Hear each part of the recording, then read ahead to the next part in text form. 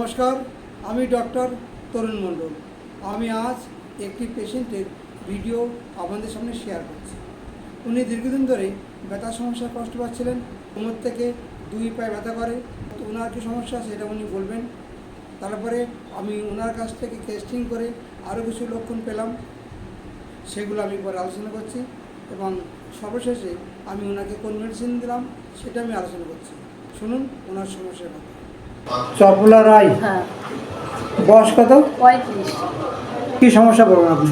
আমার কোমর থেকে পায়ের তলা পর্যন্ত ব্যথা। কোন পা?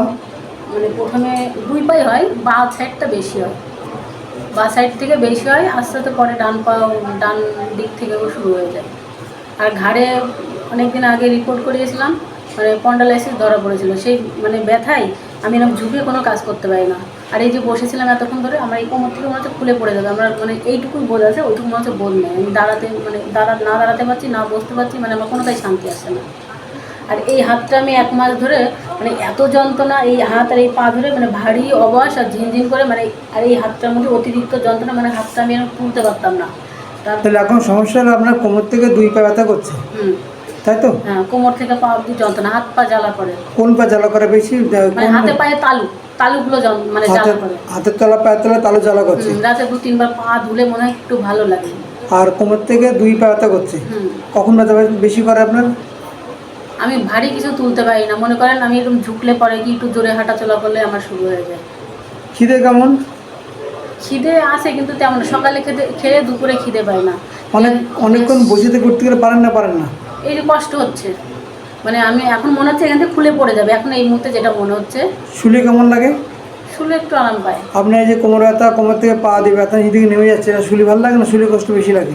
শুলে আরাম পাই আর কি। কবে থেকে কষ্ট পাচ্ছেন এই সমস্যায় আপনি? আমার মেয়ের বয়স 13 বছর। আপনি 13 বছর ধরে কষ্ট পাচ্ছেন? 13 বছর ধরে কষ্ট পাচ্ছি। কিন্তু আর তো ঝুঁকি আমি কিচ্ছু করতে পারি না। কোনো সবজি কাটা বা একটু 5 মিনিট এরকম হামু দিয়া বা এক কাতে শুয়ে থাকা, কোনো কাতে আমি শুয়ে আরাম পাই না।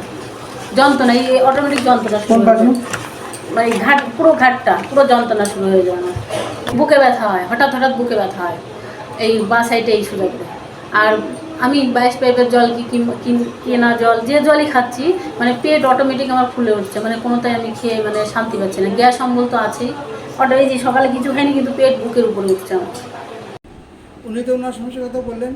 এছাড়া ওনার কাছ থেকে টেস্টিং করে আমি পেলাম যে ওনার একটা দীর্ঘদিন ধরে চর্মরোগের ইতিহাস ছিল। চর্মরোগ উনি অ্যালোপ্যাথিক ইঞ্জেকশন এবং মলম দিয়ে সারানোর পর থেকে ওনার শরীরে এই সমস্যার সৃষ্টি।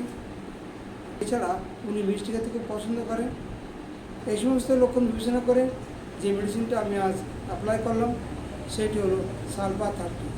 এই সালফার 30 ওষুধ খাওয়ার পরে আশা করি উনি ভালো উঠবেন এবং সুস্থ উঠবেন।